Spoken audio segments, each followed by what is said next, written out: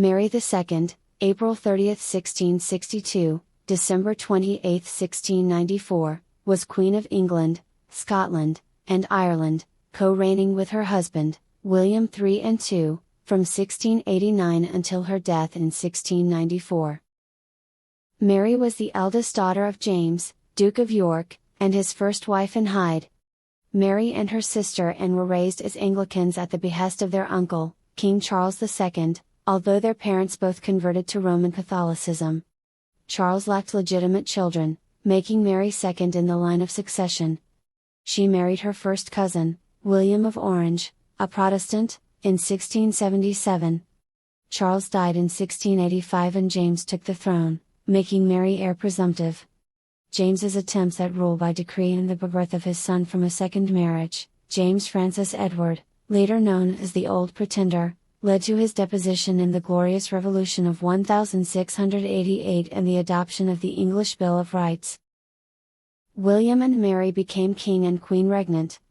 Mary mostly deferred to her husband, a renowned military leader and principal opponent of Louis XIV, when he was in England. She did, however, act alone when William was engaged in military campaigns abroad, proving herself to be a powerful, firm, and effective ruler. Mary's death from smallpox at the age of 32 left William as sole ruler until his death in 1702, when he was succeeded by Mary's sister, Anne. In December 1689, Parliament passed the Bill of Rights.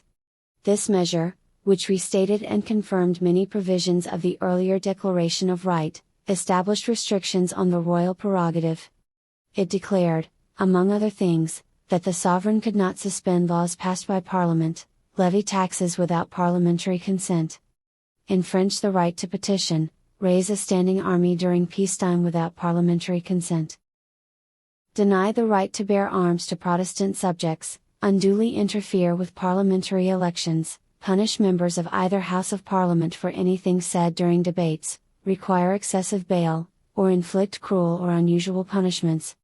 The Bill of Rights also confirmed the succession to the throne. Following the death of either William III or Mary II, the other was to continue to reign. Next in the line of succession would be any children of the couple, to be followed by Mary's sister Anne and her children.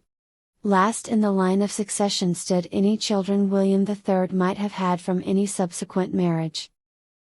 From 1690 onwards, William was often absent from England on campaign, each year generally from the spring until the autumn. In 1690, he fought Jacobites, who supported James, in Ireland. William had crushed the Irish Jacobites by 1692, but he continued with campaigns abroad to wage war against France in the Netherlands. Whilst her husband was away, Mary administered the government of the realm with the advice of a 9-member cabinet council. She was not keen to assume power and felt deprived of all that was dear to me in the person of my husband, left among those that were perfect strangers to me, my sister of a humor so reserved that I could have little comfort from her. And had quarreled with William and Mary over money, and the relationship between the two sisters had soured. When her husband was away, Mary acted on her own if his advice was not available, whilst he was in England. Mary completely refrained from interfering in political matters, as had been agreed in the Declaration and Bill of Rights, and as she preferred. However, she proved a firm ruler, ordering the arrest of her own uncle, Henry Hyde, 2nd Earl of Clarendon, for plotting to restore James II to the throne. In January 1692, the influential John Churchill, 1st Earl of Marlborough, was dismissed on similar charges. The dismissal somewhat diminished her popularity and further harmed her relationship with her sister Anne, who was strongly influenced by Churchill's wife, Sarah. Anne appeared at court with Sarah, obviously supporting the disgraced Churchill, which led to Mary angrily demanding that Anne dismiss Sarah and vacate her lodgings.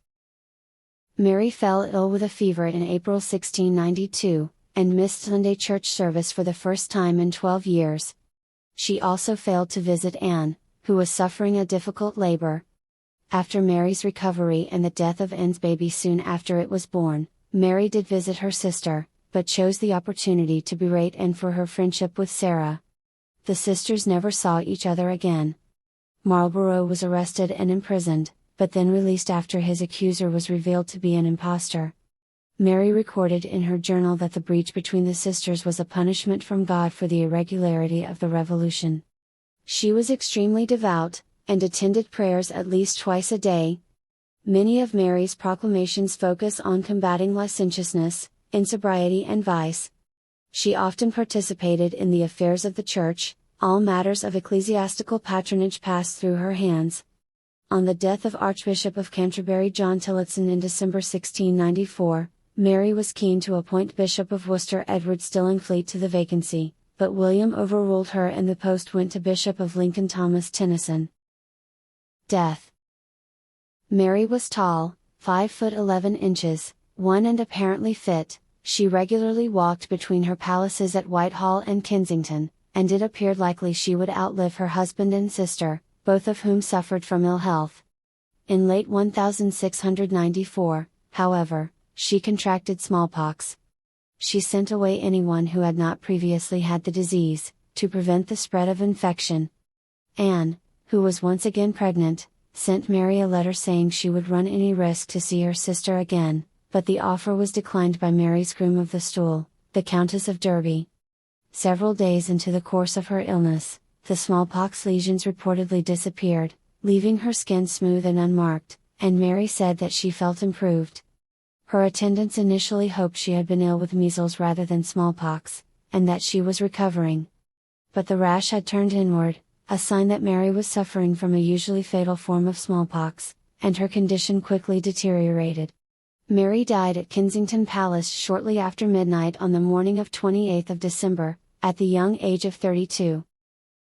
William, who had grown increasingly to rely on Mary, was devastated by her death, and told Burnet that from being the happiest he was now going to be the miserablest creature on earth.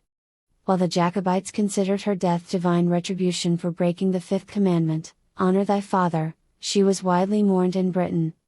During a cold winter, in which the Thames froze, her embalmed body lay in state in Banqueting House, Whitehall.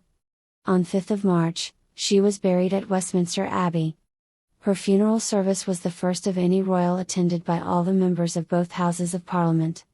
For the ceremony, composer Henry Purcell wrote music for the funeral of Queen Mary.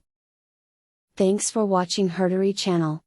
Don't forget to like the video and subscribe our channel.